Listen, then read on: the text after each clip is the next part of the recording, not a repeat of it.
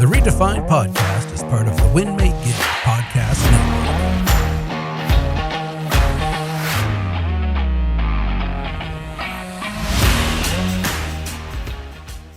It's weird to talk about daddy issues. I don't think I had admitted for much of my life that I had daddy issues until a whole bunch of therapy lately. Therapy's tough. It's sitting in your own stench instead of just ignoring it and moving on and acting like your stuff doesn't stink. You sit and you rile and you just unpack it, and somebody just doesn't take you at surface level. And I just want to give them surface level. I don't want to go through all the stuff, but sure enough, here's my daddy issues. My name's Erik Hatch. I am your host of the Redefined podcast, and I've been nudged and encouraged to be like, hey, you should just have a few times where it's just you talking. And I love entertaining you all, hopefully with our guests that are proving to be valuable and insightful stories. But I guess this is my time. And I look back, here's a very, very brief snapshot. Okay. Graduated from high school in Fargo, North Dakota, went to college in Fargo, North Dakota. Now I live in Fargo, North Dakota. Oh, The Places You'll Go was the book I read as a kid. But I've continued to find opportunity here. I was in the ministry for nearly a decade, doing youth ministry, working for the church that I was baptized and raised in. It's where I buried my mom and married my wife. And I mean, this place was like everything to me. I got my real estate license in the midst of that because I was flat broke. And so 2006, I got my real estate license. I started to find my way, and then thrust myself into real estate full-time in 2011. So now as I record this, it's the September 27th. It's the September 27th, 2023. And I've been a realtor for 17 years now, 16 years. Yeah, 17 years. It's 17 years. Holy cow. That's so long. And I've done some cool things, right? I built a brokerage and a team that sold about 7,000 houses over the last decade. We've won all the awards. We've had all the title. And I wish I could tell you that stuff doesn't mean anything to me. But at those moments in time, it was a validator for my success. I've been this overachiever and this kind of goody two-shoes, loving the spotlight kind of guy for most of my life. I think it's because of daddy issues. I think the role that my dad played in my life, albeit difficult, albeit absent, it's led me to be on this constant strain of wanting to show the world who I am and show where I didn't come from. And it's just all these things. So I want to share with you all just a few things that have happened throughout time. So my parents were married in the 70s. I think it was my mom graduated from high school in 69. My dad had a 5th or 4th grade education. I don't remember which one it is. But he was very much a blue collar worker. My mom was a hippie. My dad was a redneck. And they found each other and married in the 70s. My sister Tanya was born in 76. I was born in 80, and my parents divorced in 82. So I never really knew my dad. He was pretty absent.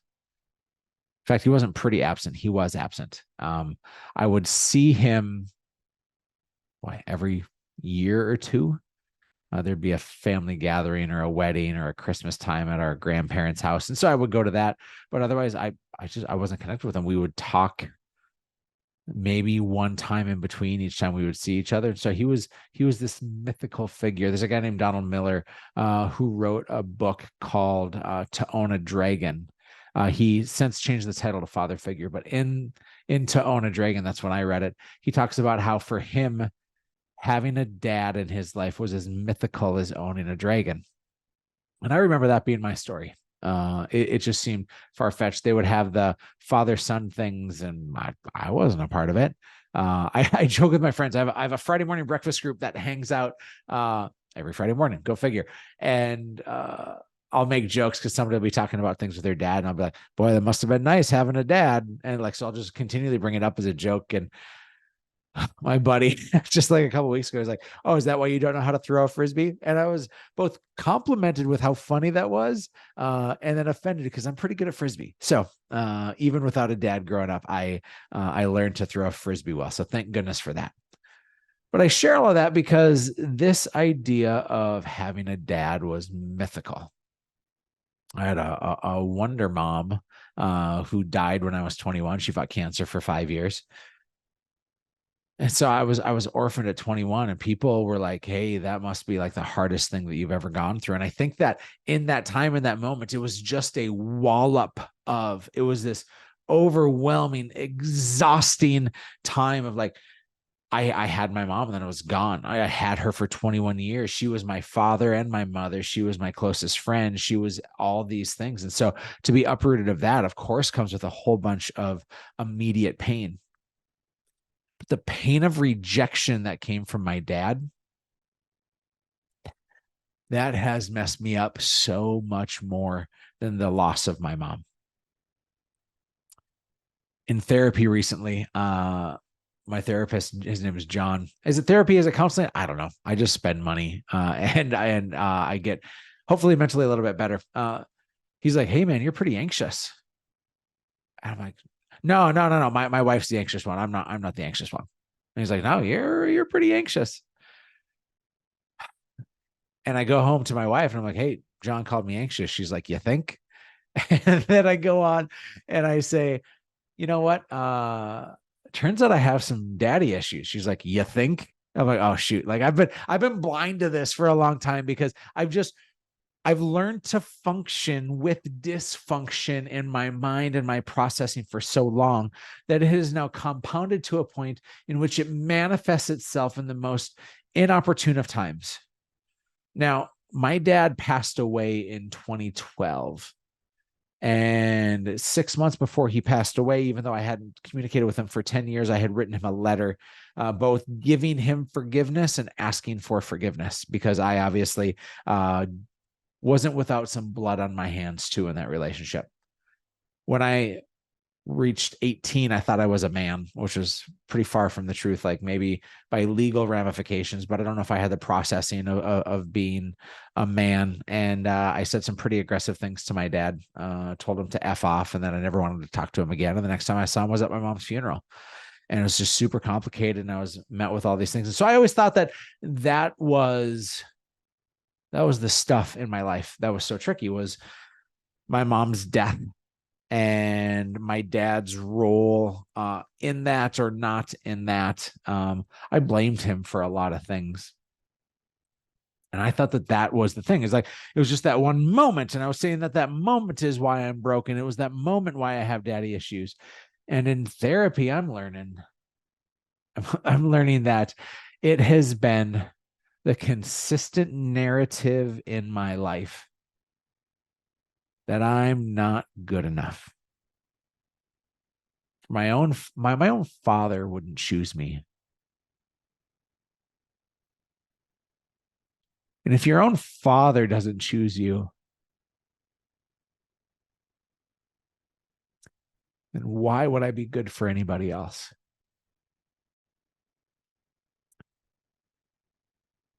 About 10 months ago, I had a bunch of people leave my team. The amplified pain from that, because of my rejection issues, because of my daddy issues, like insurmountably huge. I was paralyzed in sadness and anger and fear and all these other things. I have Michael Scott ringing in my head from The Office, where he says, business is personal. And for me, business is personal because this is my life. This is my calling. This is my ministry. I have given myself the label and the identity of overperformer and good enough. I needed the world to tell me I was enough.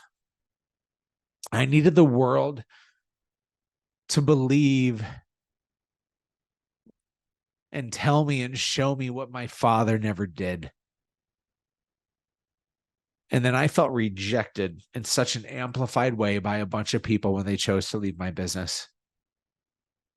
I took it so personally. They were doing what they thought was best for them. This wasn't really about me. This was always about them. But I personalized it all. I held it all in. That's my story, and my, like, it was all about me, right? The ego in that statement is pretty rough.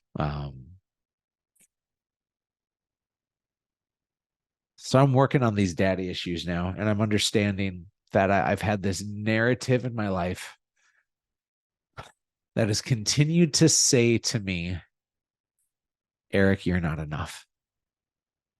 Do you understand how shitty it is to have your identity wrapped up in what other people think of you? I'm a man of faith, and I know what God thinks of me. I know that Jesus thinks I'm to die for. I know what my wife and my kids think of me. And yet I have been all consumed with what other people outside of that have thought of me. Of course, the opinions of my wife and my kids I hold in the highest of regard. I've never felt rejected by them. But that one man in my life rejected me over and over and over and over and over and over and over again. My entire life, he chose drugs and alcohol and his new family. He didn't choose me. You see how that leads to some therapy? And I'm not ashamed of therapy. I'm really proud of myself for having the strength to go and admit that I'm broken and admit that I don't have it all figured out. I'm really pretty grateful for that.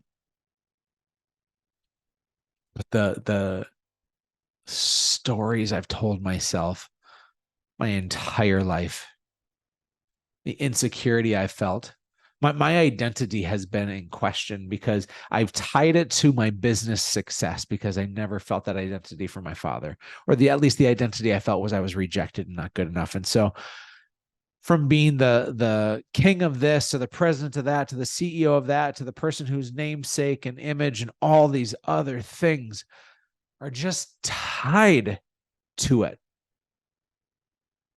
My identity, I pray, should be child of God and husband of Emily and dad of Finley and Simon.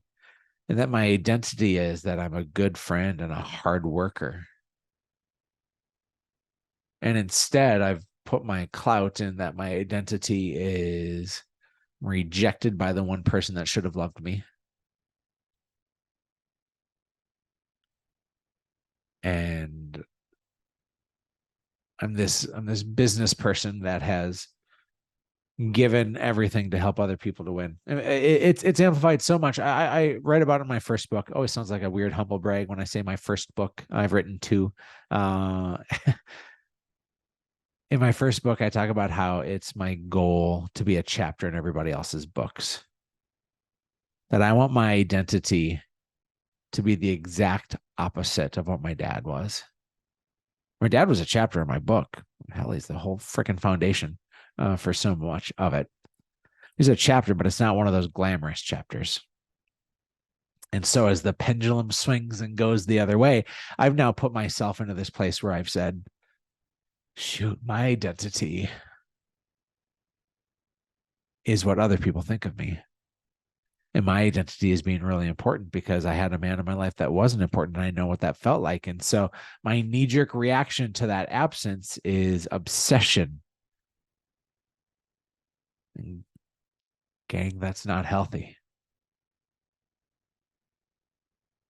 I'd love to tell you I'm healthy. I'd love to tell you I'm in a better place, but I'm progressing. I'm getting closer to it.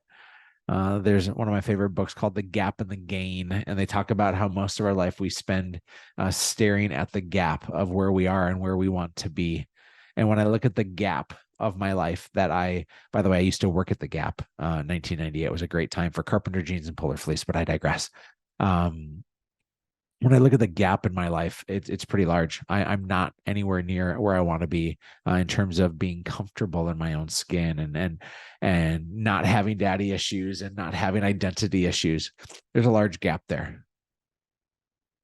But my therapy and counseling and my work that I'm doing on myself is having me see the gain that's been accomplished, because I'm not in as dark of a place as I was. And I'm getting clear on who I am. I'm making progress. And so when I look at the rear view mirror of where I've come, especially the last few months, I feel really good. There's a Netflix special. It's Tony Robbins. It's called I'm Not Your Guru. It's about 17 minutes in. And I know that because I've referenced this many times and shared it with people who I have the privilege of coaching and leading. And Tony Robbins, in I'm Not Your Guru, has this young girl. She's probably 21, 22 years old, who stands up and has the courage in front of this room of thousands of people, and now in this Netflix special as well, to say, hey, I have issues with eating. And this gal's like a size 2 and just beautiful. And Tony just keeps kind of asking questions, and he's peeling back the layers and figuring out what's at the core. And her mom is next to her. So her mom stands up, and now she's a part of the time with Tony on the microphone as well. And in this time, in this moment, Tony says, growing up, which of your parents' love did you crave more? Was it your mom or your dad? Her mom looked like she'd been a ride or die. If the girl paused and it's like, well, I craved my dad's.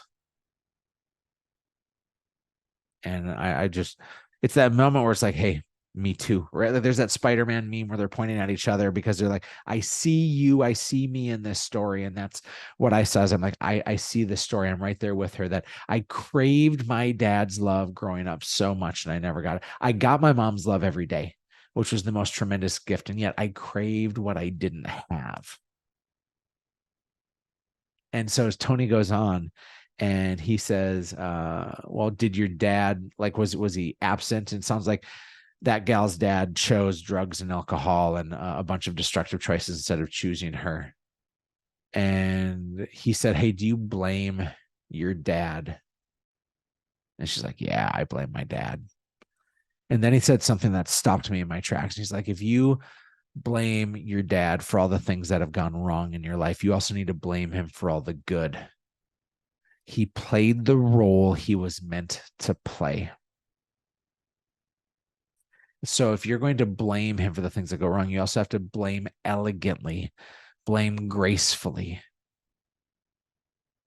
His absence in my life has made me a really good dad. His absence in my life has made me a really intentional leader with people. I struggle because I battle trying to show grace, feeling like I never got any because I never even had a chance. I give too much grace that has left me losing money in times and keeping the wrong people around for too long because I've just needed to be liked by people. I've needed to show up and give them the grace and a second chance because I never even got a first chance with my dad. And so I can blame him for all this hurt and all these daddy issues that I have. And it wrecks me to still feel that emptiness and to even talk about it with you all. But if I'm going to blame him for all the wrong that I've done or that he did to me, I also need to blame him gracefully. Because I have a beautiful life. I got a lot of daddy issues,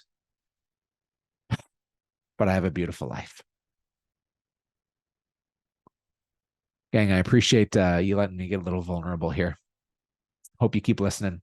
This Redefined podcast is really important to me because I think that there's some gross stuff out there that people have gone through that can help the rest of us that are going through gross stuff. The reason why things like AA exist is because people want community, not to talk about all the things that are right, but they want community to talk about where they've stumbled and fallen. That's where real connection happens. So my hope is to lead the way and be the most vulnerable person in the room. I'll catch you on the flippity flip.